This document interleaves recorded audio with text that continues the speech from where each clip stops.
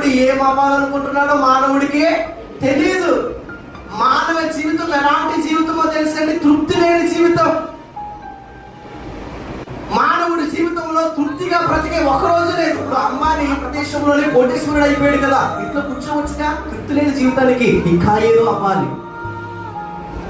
Bill Gates, one of the greatest richest person in this world.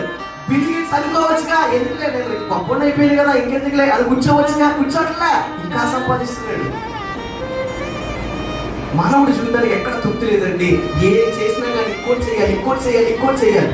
ఒక పక్క ఉద్యోగం, ఒక పక్కన కుటుంబం, ఒక పక్కన జీవితం, ఒక పక్కన పర్సనల్ లైఫ్, ఒక పక్కన హెల్త్, ఇలాగే ఏ విధంగా చూసినా ఇమ్ము. మనిషి జీవితానికి జనకకి ఏ విధంగా అయితే తృప్తి ఉండదో, మనిషి జీవితానికి కూడా తృప్తి ఉండట్లేదు ఈరోజు.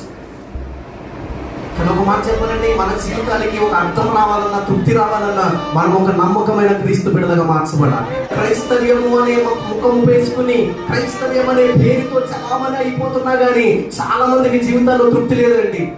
బాప్తిసం పొంది చర్చకు వస్తున్నా కానీ, బాప్తిసం పొంది ఆరాధనలు పాల్పొందుతున్నా కానీ, సేవ చేస్తున్నా కానీ, ఆరాధన చేస్తున్నా కానీ, పాటలు పాడుతున్నా కానీ చాలా మంది జీవితంలో తృప్తి లేదు. అయితే నీ జీవితానికి తృప్తి పరమకు దారి దొరకాలని అంటే నువ్వు ఒక నమ్మకమైన క్రీస్తు పరిచారికగా ఈరోజు తయారవ్వాలి.